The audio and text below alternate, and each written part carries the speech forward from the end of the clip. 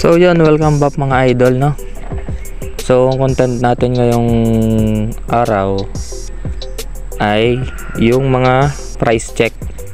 So lahat ng mga nakabit ko dito sa rider natin is isa-isahin natin. Tapos i-mention ko kung magkano yung mga pyesa na yun.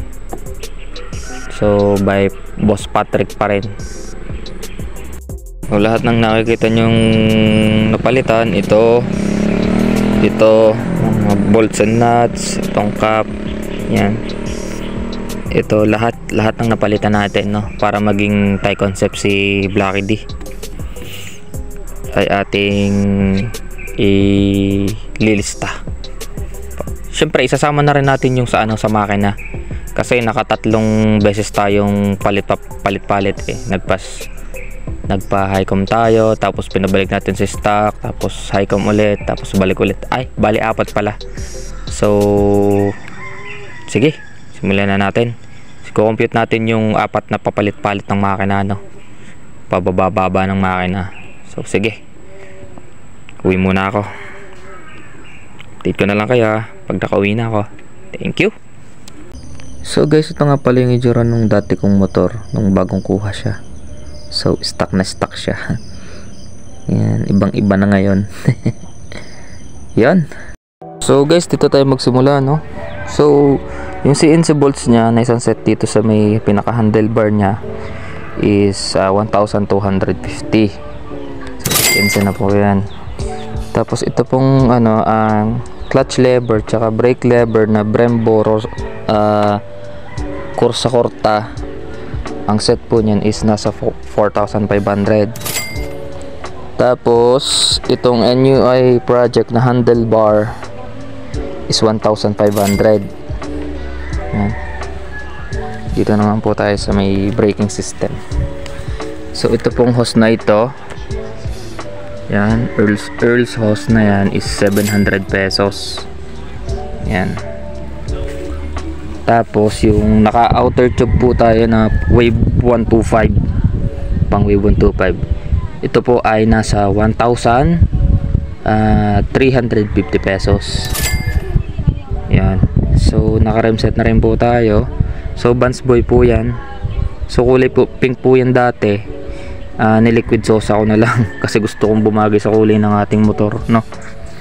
So ito ay ang po niya, ang pinaka tawag dito, rim niya is 1,000, hindi ako nagkakamali, 1,300. So set na yon.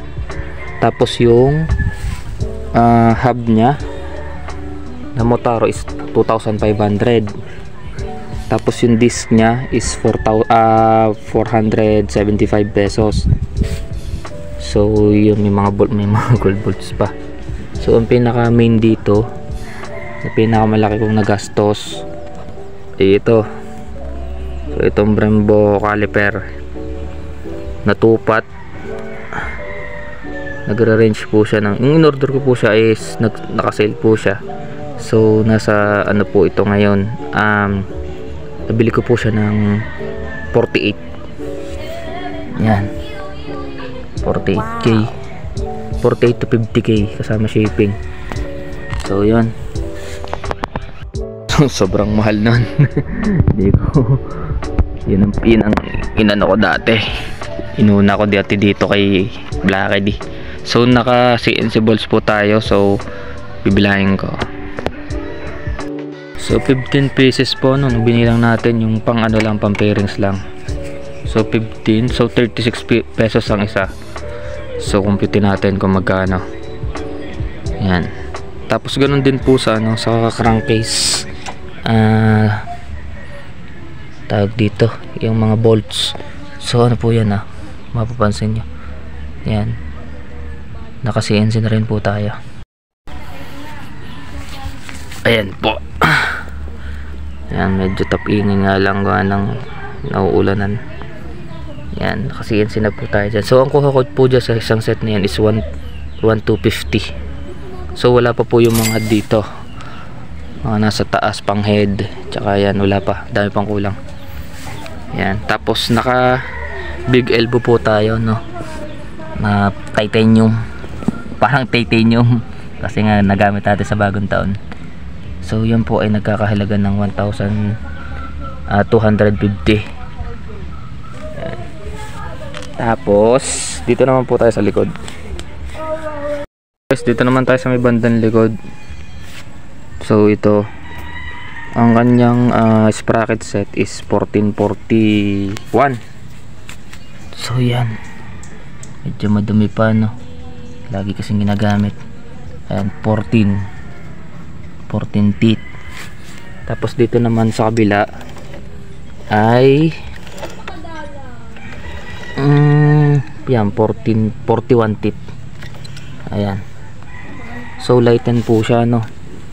So ang set po niyan, ang pinaka sprocket po niyan is nasa 2,500. Pinaka chain sprocket lang po. Tapos yung pinaka chain po naman po niya ay nasa 1,500. Yan. Tapos palit na rin po itong aking disc brake sa likod. Dahil itong disc brake po sa likod yung akin dati ay manipis na. So nabili ko lang siya ng 400 pesos. So yan. Tapos ganun din po, set po siya ng Motaro hub. Yan. Naka-carb na rin tayo na SDSP, SDTRP pala na 30mm. So ang bili ko dyan ay tagal na to, 2021 pa to, hindi pa napapalta, sobrang tibay. So nabili ko siya sa Shopee yan ng nasa 3,500. Yan, tingin na lang kayo sa Shopee. So baka ngayon mura na to. So tapos ito naman, itong niya, yung sa hangin niya is bigay lang nung tropa kong taga Banaba. So shout out sa iyo kay Raven. Nasaan ka na ngayon? Yan. Yan po. Tapos yung kulay nung niya, nung pinaka chassis niya. Yan. Yan, ang kulay po niyan ay silver, silver na may glitters, no? Makikita niyo to. Yan, hindi masyadong ito sa camera kasi matila. Yan, silver glitters yan. So by Tilas Works yan. So ang paggawa ko po dito sa kanya is mabot po ng 6,000 or 5,000. Hindi ko po sure, pero nasa po yun, nasa kalagitnaan ng 6. So pagpalagay ng 5,500, lahat kasama na yung, basta lahat na yun. Diyan chassis lang. Tsaka ito, yung pintura niya dito sa butterfly niya, at saka sa ito dito. Basta lahat nasa 5,000 mahigit. So close na natin sa 5,500. So yun, welcome guys. So kunenta na natin yung ating nagasto sa ating Rider 150. So hindi ko rin nakalain na ganito na yung gastos natin. So ito, papakita ko sa inyo. So guys, ito yung yung CNC bolts is 1,250. So kunenta na natin to. 4.5 ang clutch lever, tapos NUI 1.5, 700 ang air hose. Outer tube is 1,350. Tapos ito, pinag-combine na natin siya, naging 4,840. So isang set na po yan, yung rim set na yan. Tapos yung kasama na pala to, pati lighting disc. So yung Brembo caliper natin is 50,000, yung ating turtle back. Tapos turtle back. Tapos yung CNC bolts na from pairings is 4,540. CNC crankcase na bolts din is 1,250. Tapos big elbow 1,250. Sprocket set is 2,515. JRP swing arm 4,500. Rear disc brake 400. Tapos yung color ng chassis natin na metallic gray na may glitters is 6,000. Tapos yung carb natin is 3,500. So ang total po niyan is 85,220. So hindi ko rin po akalain na ganyan na po nagagastos natin sa lahat. So hindi pa po kasama dyan yung yung ang paggawa natin sa makina, sa loob ng makina. So sasabihin ko na rin, i-open ko na rin po dito, pag-uusapan na rin natin. So guys, ito yung nagastos ko sa ating makina, nung nagpa PCC set tayo nun, ito yung ating nagastos. So papakita ko sa inyo. Yung unang port niya is 1,200. Tapos yung hindi pa ako nakontento kasi kulang sa sa performance. So pina-port ko ulit siya. Tapos pinapolish ko na rin yung pinakintab na rin yung loob para tuloy-tuloy yung buga ng gas, yung walang sabit.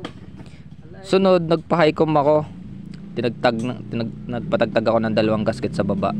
Tapos isa na lang itinara ko sa taas. So yun, so 800 yon. Tapos yung bumili din ako ng Racing CDI na Apido. So 1,600. So sa makina lang po ito, kumbaga parang sa super stock lang. Tapos nung nagbalak ako ng ibalik na sa stock kasi i-show ko nga. So nagastos ko doon 2,000. So ang total nito ay sa makina lang po nasa kulang-kulang nasa 7,000 kulang-kulang plus pa. So pa-plus po natin 'yan yung sa makina at saka sa mga panlabas na So ito. Gastos natin doon sa sa mga panlabas niya, yung sa mga pampamporma niya, mga piyesa. Kasi ito naman po yung nagastos natin dun sa makina niya, So total of 92,020. So yan po yung mga panahong adik pa ako sa piyesa, pero ngayon wala nang nadagdag. So yan po ang total niya. Total. Yan. Okay na. Mga paps, so sana nabigyan ko kayo ng idea tsaka ng kaalaman kung magkano yung mga nagastos natin, yung mga piyesa natin na inilagay kay Blacky D. So ang pangalan ng aking motor ay si Blacky D. So sana nabigyan ko kayo ng idea, So hindi masamang mag-build ng motor, basta inspired ka tsaka syempre may budget ka. So inspired lang ako kay Andrew Cabagyo, na kilala ng lahat. So idol kay Idol Andrew. Napakaganda ng niya, ng rider niyan, idol talaga. So na-inspired lang ako sa kanya. Tsaka syempre sa iba pang motovlogger katulad ni Reed at tsaka ni Kuya Pats. Yan. So sila yung gusto kong gayahin pagka dating ng araw. So soon, ganun din tayo. So maraming salamat po sa lahat ng followers, sa lahat ng sumusuporta sa aking YouTube tsaka sa Facebook. So mabuhay tayong lahat. Peace.